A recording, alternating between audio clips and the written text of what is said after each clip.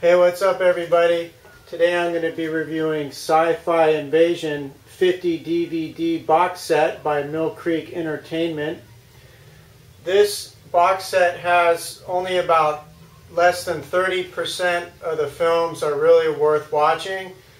I picked up mine at Walmart for like 10 bucks or less than 10 bucks. So if you can get it between about 10 and 20 bucks, I'd say it's worth it. And if you already own it or you're thinking about buying it, I'll save you a lot of time by going over the good movies. And the films I don't mention, honestly, I don't think you should waste your time with.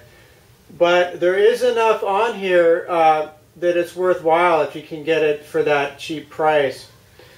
So I've identified 14 films that are worth watching. The first one's a 1980 film called The Day Time Ended. Number 2 would be Brain Twisters. Came out in 1991.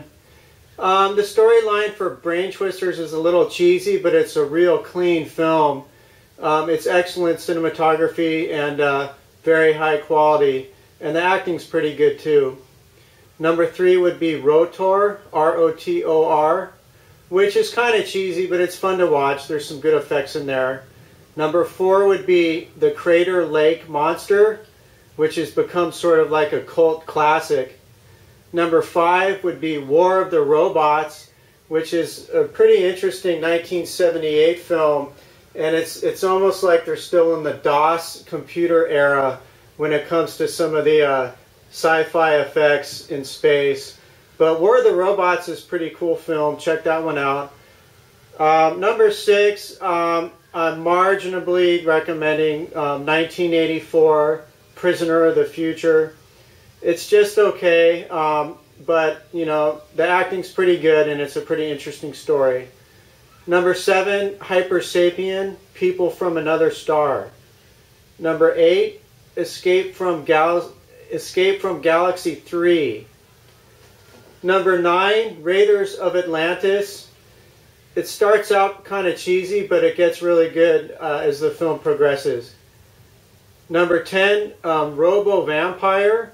A rated R film was surprisingly good. It's sort of like a martial arts horror film, and it's pretty neat. It's almost like a precursor to some of the cinematography they had for like Crouching Tiger, Hidden Dragon, where the fighters actually kind of, you know, fly around and stuff. But Robo Vampire is a fun movie. Number 11, Trapped by Television. It's a 1936 film that actually has this pretty engaging storyline. Okay, so a few more here. Number 12, Galaxina. I guess Galaxina is like another cult classic. I thought it was pretty funny, but you know, I guess it's one of many people's favorites on the collection. I didn't think it was that great, but it's definitely worth watching. Okay, number 13 was a big surprise for me. Morons from Outer Space. I put off watching almost till the end because it just sounded so cheesy, but it was actually hysterical. Morons from Outer Space came out in 1985, and it's like if Monty Python did a spoof on science fiction outer space flicks, that's what it would be. I highly recommend that one. And then finally, number 14 was another surprise. It's a rated G film called Mission Stardust. Mission Stardust came out in 1968, and it was a pretty cool film. It's definitely, if you like seeing UFOs flying around above Earth and stuff like that, and some pretty funny situations with different actors, I recommend Mission Stardust. Okay, so those are the 14 films out of 50 I recommend on here.